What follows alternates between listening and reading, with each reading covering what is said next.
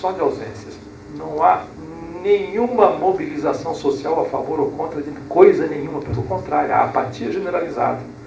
Como na proclamação da República, vale a expressão, o povo bestializado assiste sem compreender isso. Tanto é que os poucos que estão ao par, tanto faz como não fez, saber se tem ou não tem corrupção, porque é coisa da vida, estão habituados a isso. Quando a crise é deflagrada, não havia nenhuma força social de peso ou econômica acossando a governabilidade do país. Não, nada, foi uma bala perdida. Agora estou fazendo jornalismo. Foi uma bala perdida que desestabilizou alguns ministros porque havia uma briga interna de poder. Aí um atirou no outro, sobrou, apareceu. É claro que não iam deixar passar em branco essa oportunidade histórica. E paradoxo dos paradoxos dessa crise, que é realmente é surrealista num certo sentido. Ela eclode, é uma crise política, sem nenhum tumulto social, sem nenhum conflito social grave. A economia está na mesma pasmaceira de sempre, mas isso não é razão para a crise, ela está nessa pasmaceira há 20 anos. O paradoxo dos paradoxos é que ela eclode no momento em que tardiamente no Brasil, em relação ao resto da América Latina mais relevante, no momento em que se estabelece, está se celebrando alguma coisa inédita na história do Brasil, que é a formação de um consenso entre, não só um consenso em torno de algumas cláusulas pétreas da dominação social, em que um novo parceiro está entrando em campo para assinar este pacto. Quando eles falam em pacto, eles não estão enganando, era disso mesmo que se tratava. Isto é, a conversão repentina, não é repentina, é a conclusão de uma longa trajetória, a conversão do Partido dos Trabalhadores e todas as suas adjacências ao programa do campo inimigo, aparentemente uma conversão suicidária, de certa maneira fechava pela primeira vez um tipo de consenso das elites dirigentes nesse país absolutamente inédito do ponto de vista histórico, porque até então nós temos o padrão clássico da famosa conciliação das elites, que vem desde a abolição do tráfico, a supressão do tráfico em 1850, assim por diante. Como é que isso se resolveu? Nós sabemos disso. Existe uma biblioteca, uma literatura escrita a respeito disso. E o mais famoso, geralmente essas conciliações da elite eram produtivas. Tráfico, depois a abolição propriamente dita, até chegar a grande conciliação, que foi também objeto de teses, inclusive do núcleo tucano e do núcleo petista na sua origem, que é a Revolução de 30. Os grandes teóricos do estado de compromisso da Revolução de 30 se repartiram a sua divisão social, o trabalho ideológico dos dois lados. Todo mundo põe um ovo em cada ninho. A Revolução de 30 do Boris Fausto, o tormento do Boris Fausto, o historiador Boris Fausto, estou falando numa escola eminente do ponto de vista da historiografia brasileira, que entrou tarde no campo, mas entrou com muita força. Ele é secretário da Fundação Fernando Henrique Cardoso, cujo presidente é o próprio. Então, onde chegamos?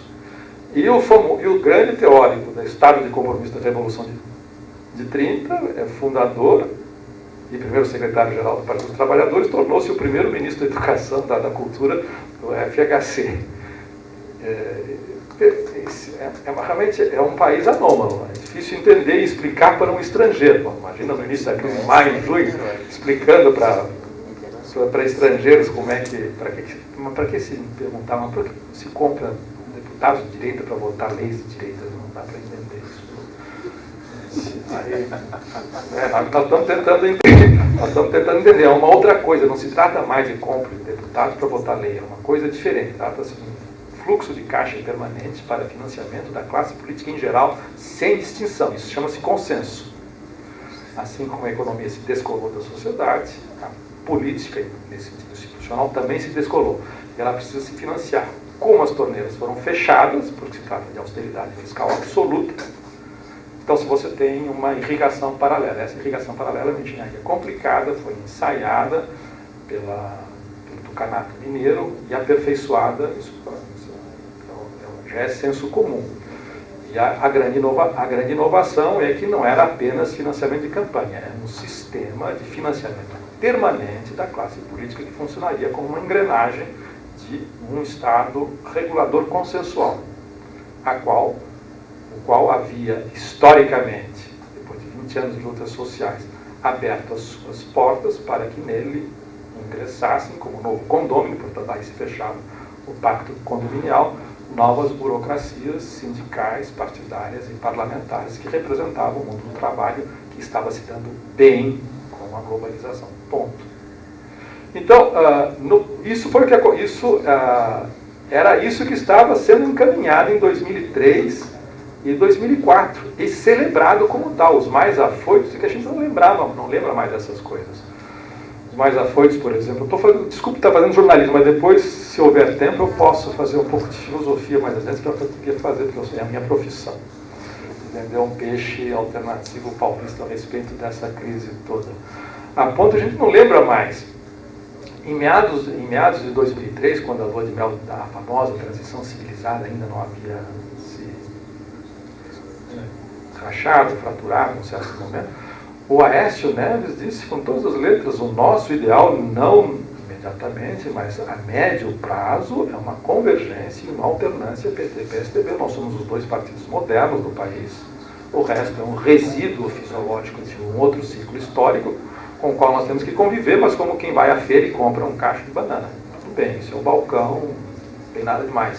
Agora, do ponto de vista da inovação institucional e do emparelhamento das nossas elites com o status quo mundial, depende desses dois sustentáculos, que não funcionou a contento agora porque havia uma diferença e fizeram oposição ao FHC e, portanto, não pudemos completar este programa. Agora sim, com a conversão consensual à realidade, se tornaram realistas, pragmáticos como nós, demorou, finalmente fechou-se a equação e vamos decolar. Então, a sociedade brasileira vai decolar. E, inclusive, aceitamos a contribuição, dizendo com todas as letras, aceitamos a contribuição inovadora do PT a esse respeito, dos trabalhadores.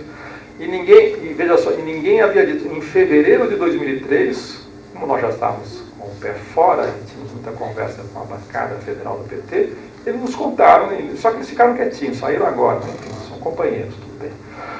Nos contaram, todo mundo tem seu tempo para sair, não estou cobrando, é um timing diferente, acabaram saindo, mas em off. E na primeira semana de fevereiro de 2003, o ministro Palocci se reúne com a bancada federal do PT para dizer qual é a linha. E a última reunião, depois, fim de conversa, simplesmente votem que a gente mandarem votar. E a ideia era essa, por que nós vamos fazer um governo na mesma direção, mas melhor que o PSDB e os tucanos? Porque eles fizeram uma coisa muito porca. Eles fizeram um trabalho de meia sola, subtexto, meia sola, porque nós freamos. Agora, nós vamos fazer sola inteira para valer, ponto. E, portanto, seremos reeleitos e seremos bem vistos, porque seremos eficientes. Bom, era esse o clima, até que em determinado momento a coisa começou a dar para trás, não se sabe por quê. Novamente foi uma bala perdida e a primeira crise aí veja só, foi a briga de paulistas, evidentemente, foi a famosa crise Valdomiro Diniz. Nunca se provou nada, mas é muito difícil você conviver parede e meia com um escroque. Como também é o caso do Palocci. Há uma certa... não estou fazendo juízo moral, mas uma fuga. A naturalidade com que se convive com os escroques. Coisa é que, no caso do Tucano, também acontecia. Só que não havia força suficiente para que isso fosse desnudado. Nós, em São Paulo, sabemos de tudo.